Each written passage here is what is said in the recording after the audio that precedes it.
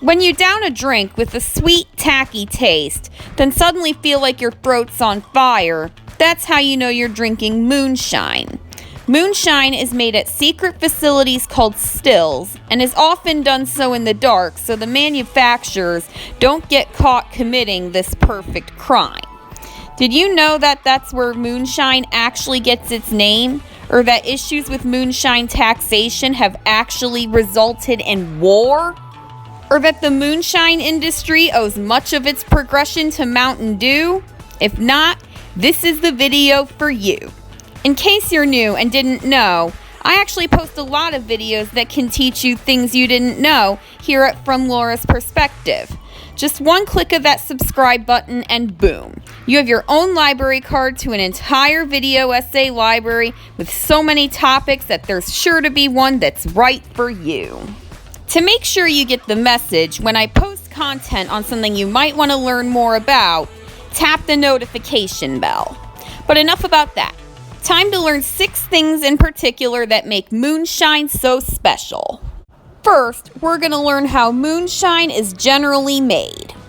The recipe for basic moonshine isn't nearly as complicated as it looks, or at least as it would look to a distiller, which I'm not.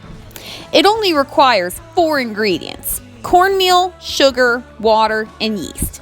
Once you have these things, all you have to do is extract sugars from the cornmeal by soaking it in hot water, ferment it with yeast, put the mash this makes into a still, heating it at 172 degrees Fahrenheit, capture the alcohol vapors in a swan neck, and turn the vapors back into alcohol in a condenser coil. A relatively simple recipe like this is especially important given the next fact. For our second fact, we're going to learn why making moonshine is such a crime. Literally. The drink's name is actually a reference to the fact that moonshine is most often made between sunset and sunrise, when the dark is sure to prevent manufacturers from getting caught. Due to its simple recipe, hidden manufacturing facilities, and doubts about whether it's safe, those who make it are breaking the law.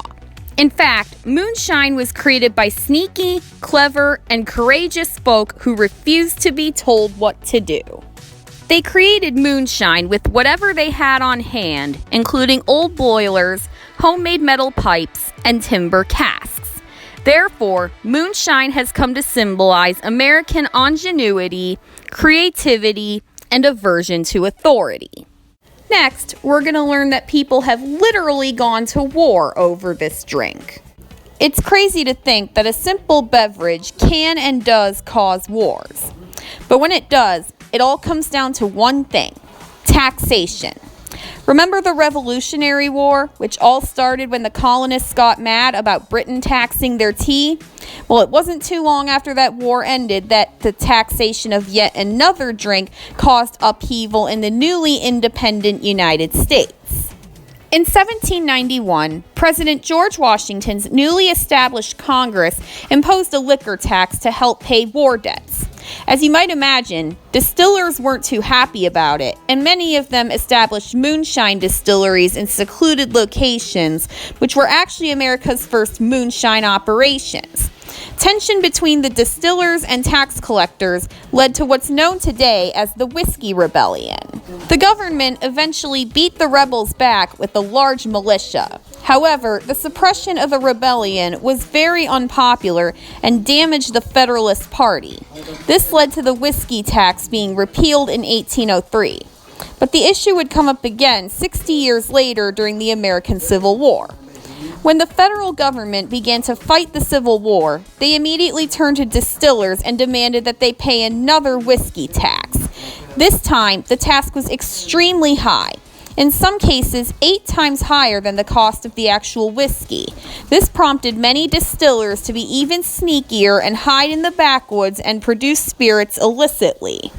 Next, we're going to learn where moonshine gets its clear color. Spirits like Scotch whiskey and bourbon whiskey have a distinctive brown color. This comes from the time that the spirit spends maturing in charred oak casks. These spirits also take on aromas and flavors from the wood as they mature. Because moonshine isn't aged in a cask, it remains crystal clear and doesn't have a flavor really until one is added to it. That's something I'll get more into in these next two facts. Speaking of which, next we're going to learn what exactly Mountain Dew has to do with moonshine. Mountain Dew is actually a slang term used to refer to moonshine and also happens to be the name of a popular soda. This makes one think there might be some kind of connection between moonshine and Mountain Dew soda. And they're right. The original Mountain Dew soda was developed to be a mixer for moonshine and other similar spirits, such as whiskey. It's quite a clever name given that mountain ranges are some common locations for moonshine distilleries, and distillers have often felt and smelled dew while on the job. In fact, MD's original mascot was named Willie the Hillbilly in a clear reference to the intended use of the drink. But it seems nowadays, Mountain Dew's connection to moonshine is all but fading, and it's not common anymore for moonshine to be mixed with MD as a flavorant. These days, Mountain Dew is best known as a soft drink, but once upon a time, Mountain Dew was the saving grace for the moonshine industry.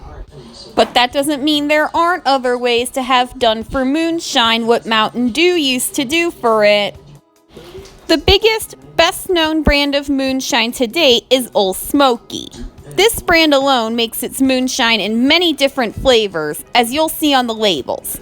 It almost seems as if the use of Mountain Dew as a moonshine mixer was a precursor to all those flavors. When you just drink basic moonshine without any flavor, that's called drinking it straight. But be forewarned, straight moonshine is very bitter and will make your throat feel like acid is punching right through it. In the South, where the moonshine industry's pretty big, sweet tea flavored moonshine's pretty popular, particularly Southern style sweet tea. Peach and pickle flavors are also popular, as you see a lot of these sold alongside Old Smoky and other brands of moonshine on the liquor store shelves. There's a whole multitude of flavors, but surveying has shown that moonshine drinkers prefer the aforementioned ones, as well as apple pie, cinnamon, lemon lime, orange cream, and coffee. Thank you all so much for watching. Moonshine really is a unique drink with quite a different manufacturing process, taste, and other factors. I've never been a big fan of moonshine, but I still thought it would be an interesting thing to learn about for a YouTube video, and thought you would like to learn about too. I really hope you did, because that's a surefire sign that you'll like to learn about other things I post about here at From Laura's Perspective. You can see more of the different things I talk about on my channel by clicking the links on your screen, or by going to my channel page to scan through the series and playlists and see if there's a category of video essays that appeals to your interests. If there is, as there should be, you know what to do.